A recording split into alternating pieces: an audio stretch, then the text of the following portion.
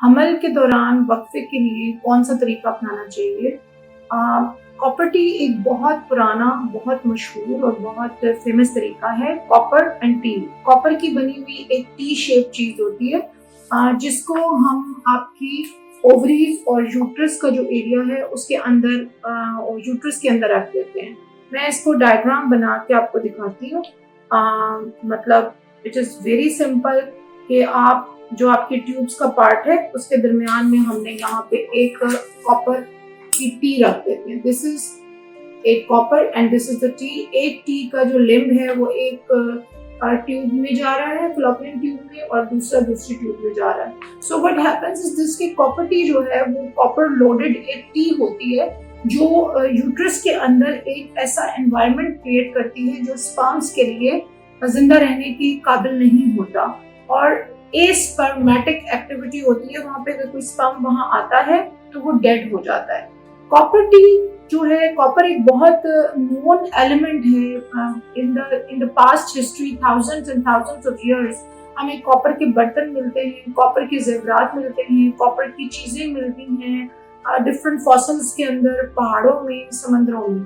So copper is an element जो हमारी body से काफी रिलेट करता है। एंड पर्सनली अगर आप बच्चों के दरमियान वक्फे को इंश्योर कर लें तो औरतों की जो अपनी हेल्थ है और उनका वेट लॉस है वो बहुत बेहतर तरीके से वो कंट्रोल कर सकती है, क्योंकि ऊपर नीचे बच्चों के आने की वजह से माओ को अपना वेट कंट्रोल करने की बिल्कुल टाइम और लिमिट और कोई डाइट, किसी एक्सरसाइज का टाइम नहीं मिलता।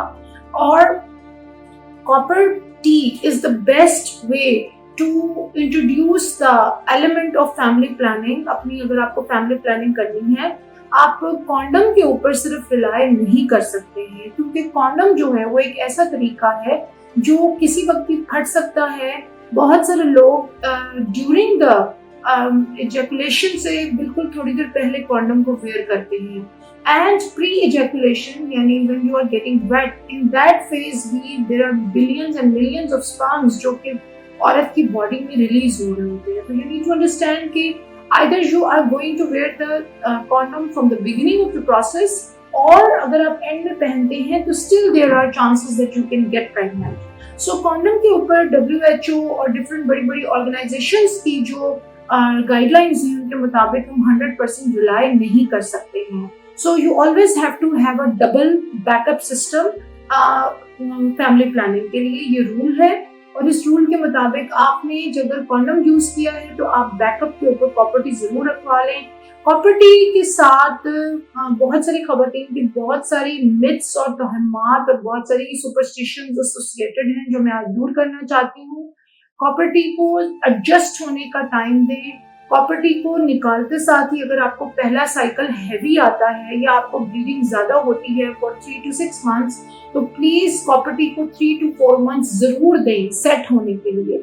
उसकी रीजन ये है कि अगर कॉपर टी को मैं छोड़ के आपको मायरीना इंसर्ट करती हूँ, या मैं आपको जुडैल या कोई और सब एक्सिलरी या कोई सब डर्मल या सबकुटेनियस कोई भी हार्मोनल कैप्सूल्स इंजेक्ट करती हूँ, बॉडी में रखती हूँ, so they are loaded with very heavy hormones जो कि आपकी बॉडी के अंदर एक तरह का सुनामी ले आते हैं हार्मोन्स का।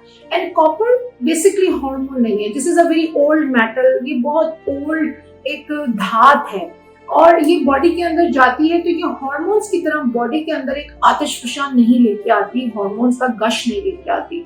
I have heard from lot of women जो कि मायरीना रखवाती हैं, या जिन औरतों ने जुडैल रखवाया होता है, वो तो 100% जुडैल वो कैप्सूल्स हैं जो आपकी बगल में रखे जाते हैं और वो 4 या 5 साल तक खवातीन को प्रेगनेंसी से बचाते हैं। बट उसके साथ वो क्या करते हैं कि आपके पीरियड्स या तो 6-6 महीने नहीं आते या 3-3 महीने नहीं आते।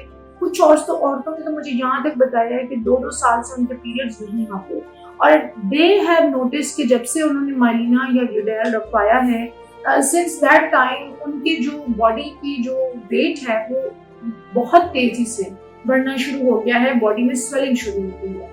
सो विद कॉपर टी आपकी बॉडी में एक्स्ट्रोजनस यानी बाहर से हार्मोन्स का कोई लोड नहीं जा रहा होता। जब बाहर से हार्मोन्स नहीं जा रहे एक्स्ट्राऑर्डिनरीली, तो फिर बॉडी को हैंडल करना आसान हो जाता है। एंड मैंने ये देखा है कि बहुत सारी खवातीन कॉपर्टी की पेन से बहुत डरती हैं, एंड उसके लिए टिप ये है कि आप या तो कॉपर्टी अंडर एनेस्थीसिया रखवा लें इन ऑपरेशन थिएटर। आप एक छोटा सा ओटी की लिस्ट के ऊपर अपना नाम डलवा लें। एनेस्थेटिस्ट आपको 15 मिनट का एनेस्थीसिया देता है, जिसमें गायनेकोलॉजिस्ट होती है, वो कॉपर्टी आपका थिएटर में रख देती है। अगर ये पॉसिबल नहीं है तो आप ये कर सकते हैं कि पीरियड्स के 4th या 5th डे पे आप जो है कॉपर्टी रखवाएं। तब आपका जो यूट्रस का मुंह है वो ऑलरेडी ओपन होता है और आपको पेन नहीं होता है। नंबर 4, आप कॉपर्टी रखवाने वाले दिन, जिस दिन आपने रखवानी है, आप सुबह मॉर्निंग में 2 टैबलेट्स मीजोप्रोस्टोल की खा के चली जाएं। उससे ये होगा कि बाय द टाइम आपकी बारी डॉक्टर के पास आएगी, डॉक्टर के पास अपॉइंटमेंट से 3 से 4 घंटे पहले आपने मीजोप्रोस्टोल की 2 टैबलेट्स ले लेनी है, जिससे आपका जो इंटरनल ऑस है वो थोड़ा सा ओपन हो जाता है and you will feel no pain जब आपको कॉपर्टी रखी जाएगी। तो कॉपर्टी के रखने में कोई इतना पेनफुल प्रोसेस नहीं है। आई थिंक ऊपर नीचे 3-4 प्रेगनेंसीज करना और फिर उसका 30-40 किलो वेट बाद में कम करना, और 3-4 बच्चे जैसे निग्लेक्टेड हालत में मदर्स फिर पालती हैं, उनकी सही तरह तरबियत नहीं हो पाती, वो माँ के लिए ज्यादा स्ट्रेसफुल एलिमेंट है। उससे ज्यादा तवज्जो हम लोगों को प्लानिंग पे देनी चाहिए कि प्रॉपर वक्फा होना चाहिए, और वक्फा इस तरीके से होना चाहिए कि मदर जो है उसका वेट, उसकी बॉडी, उसकी पीरियड्स, उसकी ओवरीज, उनके ऊपर कोई नेगेटिव इफेक्ट्स ना आ रहे हों। So in all that regard copper T एक बहुत सेफ, बहुत ओल्ड स्कूल, बहुत पुराना तरीका है जिससे हम बड़ा सेंसिबली अपना बच्चों के दरमियान वक्फा कर सकते हैं। और इसके साथ आपने जिस चीज का ख्याल रखना है वो ये है कि खुदा के वास्ते 2 साल के बाद कॉपर्टी को चेंज करवा लें। ऑल्दो उसके ऊपर लिखा होता है मल्टी लोड या कॉपर्टी के ऊपर कि जी मल्टी लोड एक डिफरेंट चीज है, ये बात आपने याद रखनी है। कॉपर्टी एक डिफरेंट चीज है। कॉपर्टी के ऊपर लिखा होता है कि ये 5 साल के लिए है, मल्टी लोड पे लिखा होता है कि ये 10 साल के लिए। मतलब जो लेटेस्ट रिकमेंडेशन आ रही है उनके मुताबिक आपको 10 साल या 5 साल का वेट करने की बजाय 2-2.5 साल, 2 साल के अंदर अंदर कॉपर्टी 2 साल के बाद लिखवा दें, मल्टी लोड लिखवा दें, उसको चेंज कर लें। बिकॉज आफ्टर दैट टाइम आपका वजाइनल डिस्चार्ज, लिकोरिया या इन्फेक्शन के चांसेस ज्यादा हो जाते हैं। So rather than going again and again to the doctor for infection के ट्रीटमेंट के लिए, you should change the copper T. और जब नई कॉपर्टी रखें तो उससे पहले आप 1-2 महीने अपनी जो यूट्रस है उसको ब्रीदिंग स्पेस दें, अच्छे से सिर्फ बात लें, अपने आप को नीट रखें, थोड़ा सा वहाँ अपने एरिया को क्लीन करें, उसको ब्रीदिंग स्पेस दें, and then take the next copper T. And Mirena के मैं हक में नहीं हूँ, हार्मोनल पिल्स के हक में नहीं हूँ, इंजेक्शंस के हक में नहीं हूँ। उसकी रीजन ये है कि there is a lot of hormone in your body, चाहे वो आपको मोटा कर रहा है कि नहीं कर रहा है, बट हार्मोन का जो एक्स्ट्रा अमाउंट आपकी बॉडी में जा रहा है, that is going to cause a lot of problems in your overall hypothalamic, ovarian and pituitary, जो का एक पूरा एक एक्सेस है हमारी बॉडी के अंदर। It is going to cause a lot of problem for you. So copper T से डरे मत, अपनी गायनेकोलॉजिस्ट से छिले के दौरान बात करें, कॉपर्टी को टाइम पे रखवाएं।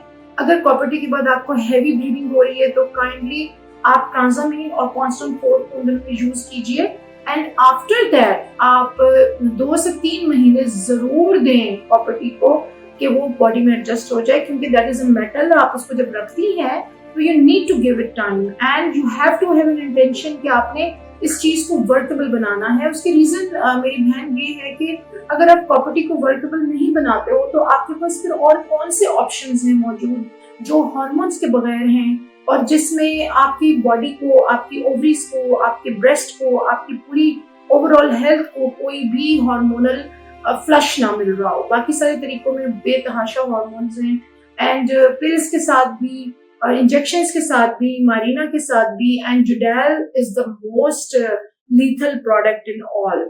और अब कोई कॉन्ट्रासेप्टिव पैचेस आ गए हैं, उसमें भी हार्मोन्स हैं। सो इन सारी बातों पे रिसर्च करिए, पढ़िए, और कमेंट सेक्शन में हमें बताइए कि आपको और इस मामले में कौन कौन से सवाल आते हैं। हम उनके जवाब आपको बहुत खुशी खुशी देंगे। Thank you very much.